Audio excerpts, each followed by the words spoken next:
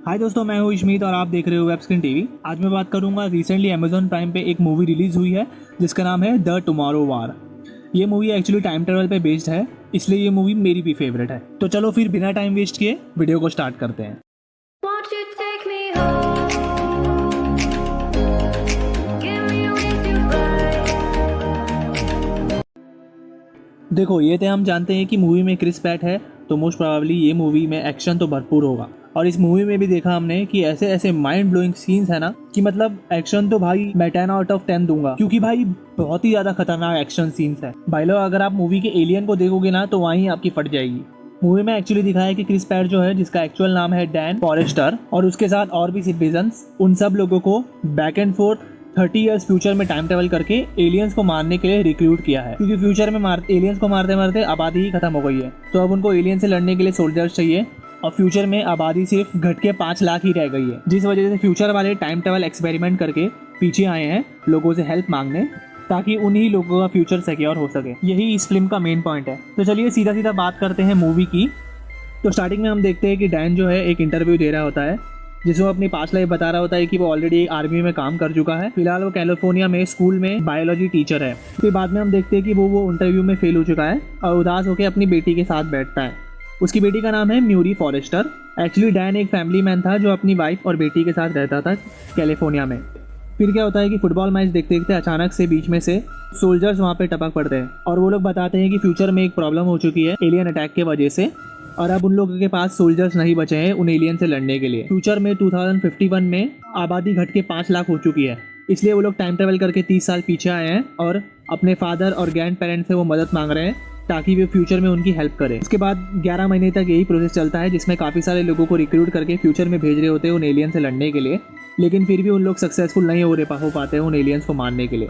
और जो लोग 2022 से 2051 में गए थे उन एलियंस को मारने के लिए, उनमें से सिर्फ 1-2% लोग ही वापस बच के आ रहे थे। फिर आता है नंबर हमारे क्रिस का, यानी डैन फॉरेस्टर का। फ्यूचर्स के सोल्जर्स उसके हाथ में भी वो मशीन लगा देते हैं उसके ना चाहते हुए भी, और उसको बताते हैं कि अगले 7 साल में तुम मरने वाले हो और तुम्हारा ऑलरेडी आर्मी बैकग्राउंड है, तो तुम इस काम के लिए परफेक्ट कैंडिडेट हो।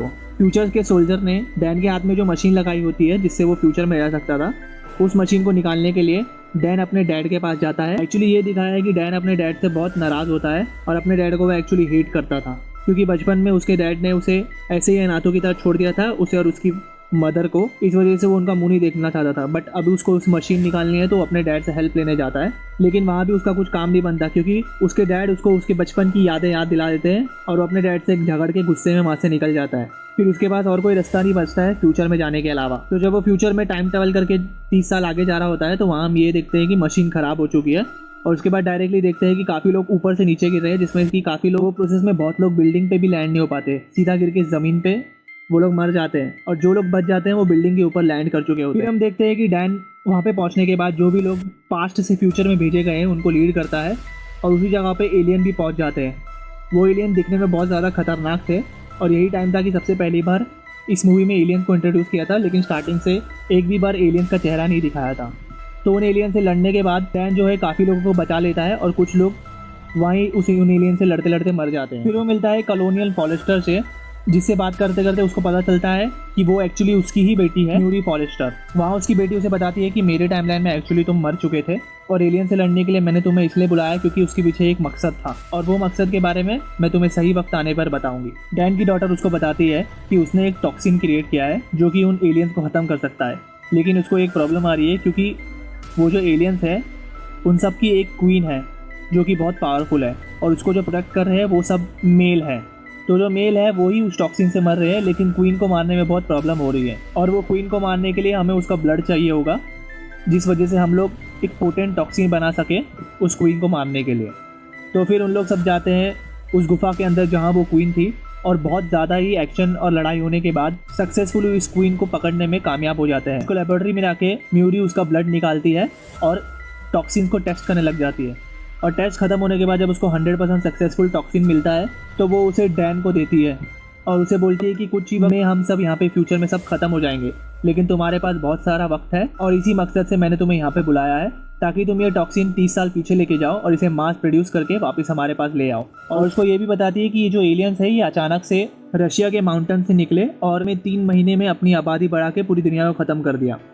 और वहीं पे देखते हैं हम लोग कि क्वीन भी जाग जाती है और अपने सारे दूसरे मेल एलियंस को वहाँ पे आवाज़ देकर बुला लेती है। और धीरे धीरे हम देखते हैं कि उस बेस पे पूरे एलियंस ने कब्जा कर लिया है और वो जो मेन बेस था जहाँ से उन लोग एक्चुअल में टाइम ट्रेवल कर रहे थे उस बेस को भी एलियंस तोड़ देते हैं। और वहाँ पे अदर साइड हम देखते हैं कि ऑलरेडी जो क्वीन एलियन है उसने म्यूरी पे अपना वेपन चला दिया है और म्यूरी वहाँ पे मरने की हालत में आ गई है और वो बस एक मैसेज दे रही होती है डैन को कि तुम वापस 30 साल पीछे जाओ और उस वैक्सीन को मास प्रोड्यूस करके 30 साल बाद आके इन सब एलियंस को ख़त्म कर दो। डैन जब अपने टाइमलाइन में पहुंचता है तो उसे पता चलता है कि अभी जो टाइम मशीन है वो ऑलरेडी ख़राब हो चुकी है और वो लोग 30 साल फ्यूचर में नहीं जा सकते। तो आगे आके उसकी बीवी उसको आइडिया देती है कि वो जो एलियंस है वो लोग 2050 में नहीं आए होंगे, वो शायद पहले ही आके धरती पे कब्जा कर लिया होगा उन्होंने और फिर 2050 में अपना अटैक जारी किया। फिर डैन जो है वो सैंपल्स लेके अपने फ्रेंड के पास जाता है जहाँ उसको पता चलता है कि उस क्वीन एलियन के ब्लड सैंपल्स में चाइना के माउंटेन की राख जमी हुई है। फिर वो हेल्प मांगता है अपने स्टूडेंट से जिसको माउंटेन्स के बारे में ऑलरेडी बहुत कुछ पता होता है। तो वहाँ वो उसको बताता है कि 1946 एडी में चाइना का माउंटेन इरप्ट हुआ था और उसकी राख पूरी दुनिया में फैल गई थी। वहाँ ये कंक्लूजन मिल जाता है कि वो एलियंस जो है वो ऑलरेडी उस टाइम में भी मौजूद है 2022 में।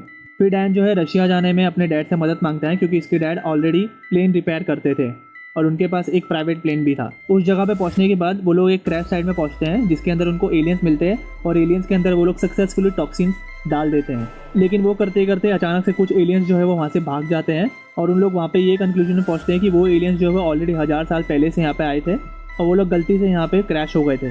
फिर क्या होता है कि डैन के साथी जो है वो लोग अपनी जान जोखिम में डाल के उस शिप पे ही बम ब्लास्ट कर देते हैं जिस वजह से बाकी एलियंस तो मर जाते हैं लेकिन क्वीन एलियन बच जाती है और एंड में उन लोग उस क्वीन एलियन के अंदर भी टॉक्सिन डालने में सक्सेसफुल हो जाते हैं और फिर डैन वापस अपनी फैमिली के पास आ जाता है और वहाँ पे ये मूवी एंड हो जाती है। अब बात करते हैं मूवी के टाइम ट्रेवल की। तो मोस्ट प्रोबेबली मूवी देखने से पहले सब बोल रहे थे कि एज ऑफ टुमारो जैसी टाइम ट्रेवल है इसमें, बट भाई ये मूवी बिल्कुल अलग है क्योंकि एज ऑफ टुमारो में कंटिन्यूस टाइम ट्रेवल दिखाया था और एक ही दिन को वो लोग बार बार घुमाते जा रहे थे, बट यहाँ टाइम ट्रेवल को एक्सपेरिमेंटल दिखाया है जहाँ की 30 ईयर्स आगे के लोगों ने एक्सपेरिमेंटल मशीन बनाई है एलियन से बचने के लिए जो कि सिर्फ टेस्टिंग मोड पे थी और उसको उन लोगों ने आखिरी उम्मीद समझी और सीधा पहुंच गए 30 ईयर्स पास्ट में, जो कि हमने आखिर में देख ही लिया। एलियंस ने टाइम ट्रेवल जहाँ से हो रही थी वो बेस ही तबाह कर दिया और उनके पास और कोई रास्ता नहीं बचा वापस टाइम ट्रेवल करने का। इस मूवी का जो टाइम ट्रेवल था वो मुझे बहुत ही रियलिस्टिक लगा क्योंकि इसमें दिखाया है कि 2051 एंड 2022 में एक पुल बन गया है जहाँ की उन लोग बैक एंड फोर्थ आ जा सकते हैं। बट एक चीज़ अलग थी इसमें कि अगर 2051 में टाइम आगे बढ़ के 2051 से 2052 हो जाता है यानी कि वहाँ पे अगर 1 साल हो जाता है तो सिमिलरली यहाँ पे भी 2020 में भी टाइम वैसे ही आगे बढ़ेगा, यहाँ पे भी 1 साल आगे बढ़ेगा और 2023 हो जाएगा। तो ये कॉन्सेप्ट थोड़ा अलग था। बाकी हर एक एलियन इन्वेजन और टाइम ट्रेवल मूवीज़ में जैसा होता है वैसा ही इस मूवी में भी दिखाया है। इन शॉर्ट में मूवी के बारे में यही बोलूँगा कि आपको ये मूवी देखनी चाहिए क्योंकि एक्शन बहुत फाड़ है इस मूवी का और कुछ सीन तो एक्सपेक्ट भी नहीं करोगे आप लोग कि ऐसा भी हो सकता है और वही सीन्स आपको सबसे पहले डराएंगे। तो दोस्तों ये वीडियो इतनी थी, मिलता हूँ आपसे मेरी नेक्स्ट वीडियो में। तो अगर आपको ये वीडियो अच्छी लगी तो मेरे चैनल को सब्सक्राइब करो अभी ताकि मैं फ्यूचर में और अच्छी वीडियोज़ बनाता रहूँ। तो मिलते हैं नेक्स्ट वीडियो में, तब तक के लिए भाई लोग टेक केयर, बाय बाय।